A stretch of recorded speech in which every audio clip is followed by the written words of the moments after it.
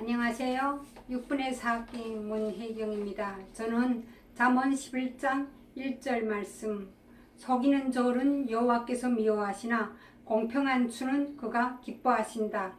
이 말씀으로 설교를 준비했습니다. 먼저 속이는 저울, 하나님께서 미워하신다에 대하여 말씀드리겠습니다. 여러분들은 저울이라고 할 때 떠오르는 이미지가 있을 것입니다. 저울은 무게를 측량할 때 사용하는 기구입니다. 고대 사회에서는 곡식이나 돈, 짐승의 털 등 무게를 재기 위하여 저울을 사용하여 왔습니다. 성경에서 저울은 사람이 먹을 음식의 무게를 달아주는데 주로 사용되어 왔음을 우리는 알 수 있습니다. 여러분들도 저울의 사용도에 대하여 잘 알고 있으리라고 생각합니다.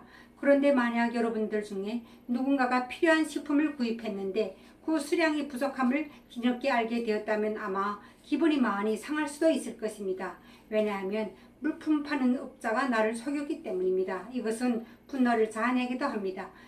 내가 속임당했다는 것은 그만큼 상대가 나를 없이 여겼다는 것도 아닐까요?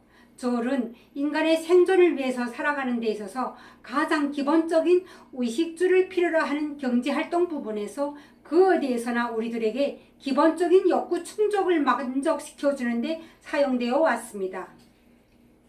잠언 11장 1절 말씀은 하나님께서 미워하시는 것과 기뻐하시는 것이 과연 무엇인가를 우리가 깨달아가기를 바라는 말씀입니다.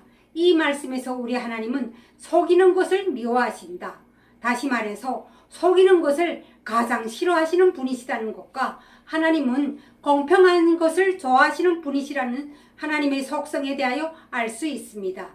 우리의 믿음이 근원 되시는 하나님은 속이는 저울, 다시 말해서 사람을 속이는 것을 가장 싫어하시는 분이십니다. 속이는 장사보다 하나님을 노엽게 하는 것은 없을 것입니다. 돈이 모든 것을 좌우지하는 자본주의 사회에서 서로 속고 속이면서 살고 또 실제 그러한 속임수를 아마 하찮게 생각할 수도 있습니다.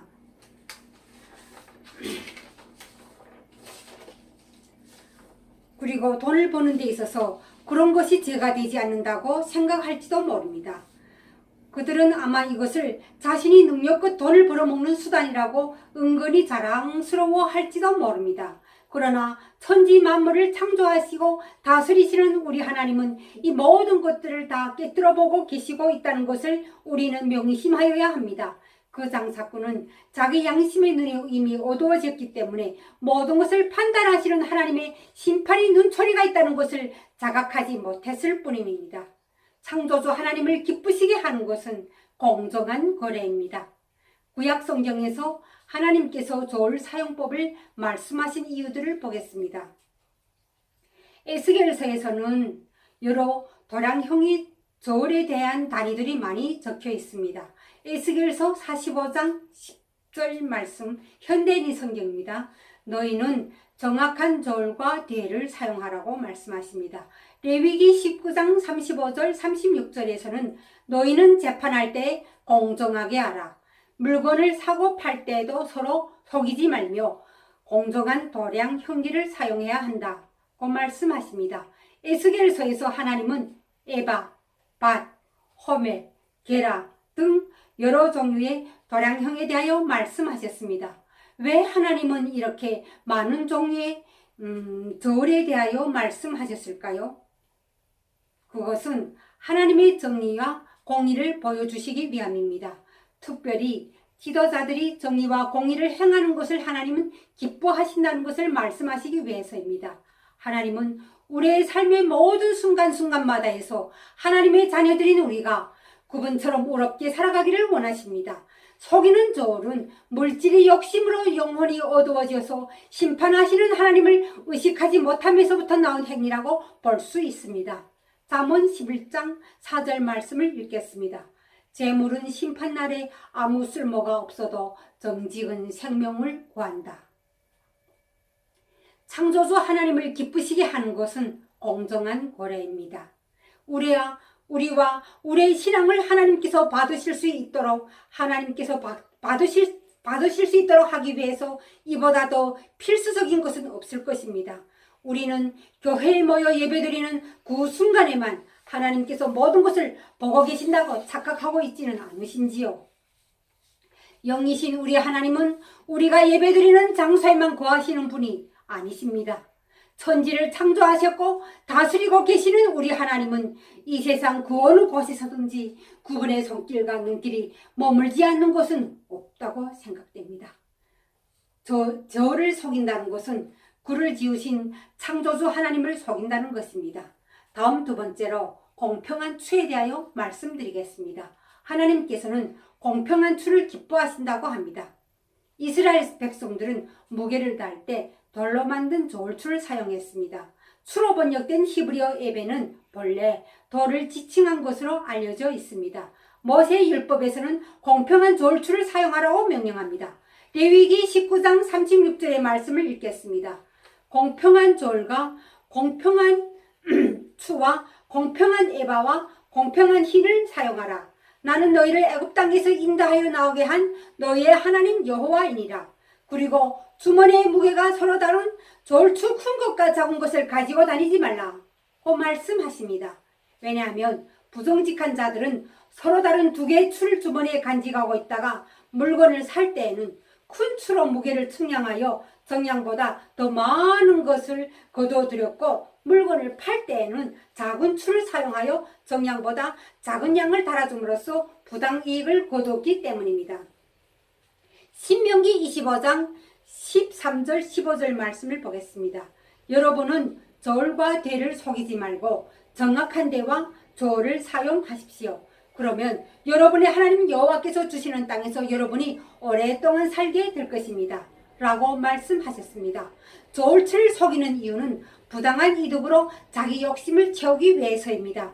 지금 여기서 말하는 공평한 추의 공평은 어느 한쪽에 치우침이 없이 공정하다는 것을 의미합니다. 다시 말해서 모든 사람들을 대함에 있어서 편견 없이 평등하게 대한다는 것을 의미합니다. 이제 말씀을 적용해 보겠습니다.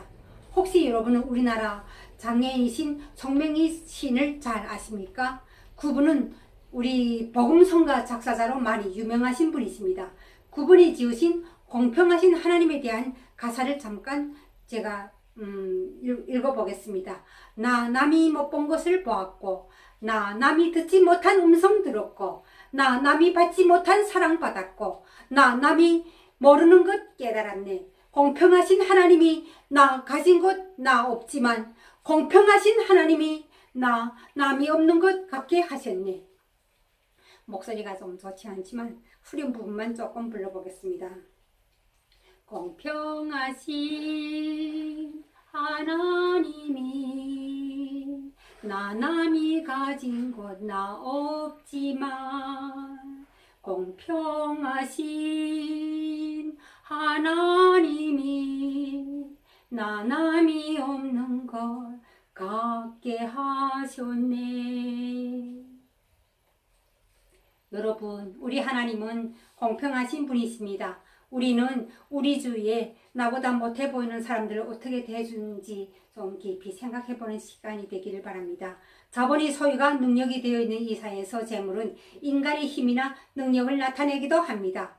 그러나 우리 하나님은 공평하신 분이시기에 이렇게 우지할 때라고는 하나님밖에 없는 이 땅의 연약한 지체들에게는 창조주 하나님을 나타내 보여주신 분이십니다.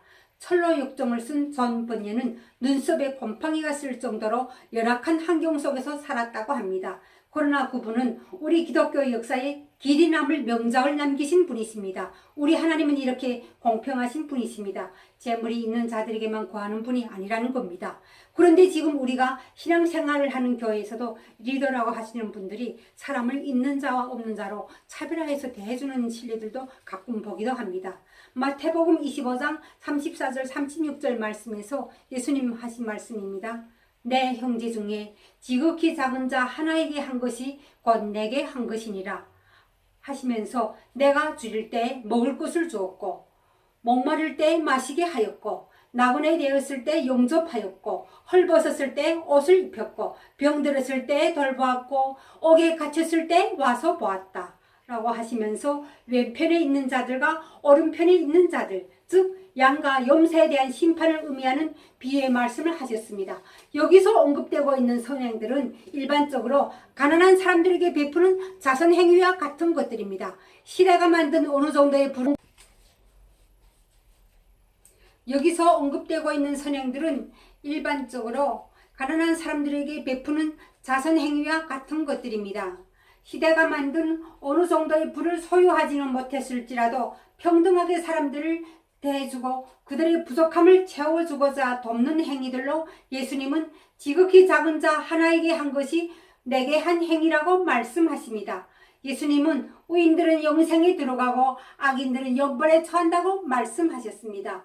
조울과 추의 비유는 누구를 대하든지 항상 주님께 대하듯이 우리가 사람들을 대할 때 그들은 우리 크리스찬을 보고 예수님을 알게 된다는 의미를 담고 있습니다. 그리고 우리 하나님은 그것을 가장 기쁘시게 우럽게 생각하신다는 겁니다. 우리가 지금 겪고 있는 코로나19는 주님을 바라보는 눈을 뜨게 해주는 기회이기도 합니다. 지금이야말로 주님만 동행하는 사람으로 우리가 주 안에 거할 수 있는 길이 열려져 있는 시기이기도 합니다. 현재 온라인 예배로 인해서 교회의 정중앙에 걸려져 있던 십자가는 유튜브 화면에 맞추느라 그런지 설교하시는 목사님 곁에 세워져 있기도 합니다. 이것은 저 꼭대기 십자가에 걸려져 있던 예수님께서 지금 현재는 우리 곁으로 이미 와 계신다는 의미일 수도 있다고 생각합니다. 하나님으로부터 받은 청지기적 사명을 가지고 하나님이 기뻐하시는 수단으로 내가 잘 살아내고 있는가? 저는 이 말씀을 묵상하면서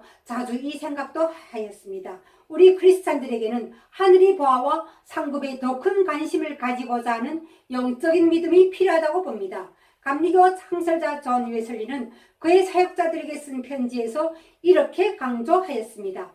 가난한 사람들과 더 많은 교제와 대화를 나누라. 그들이 비록 당신의 취향에 맞지 않는다 하더라도 당신은 그들을 하나님께로 인도해야 할 거룩한 의미를 지녔다. 결코 기적적이고 우아한 사람들과의 교제를 자랑하지 말라.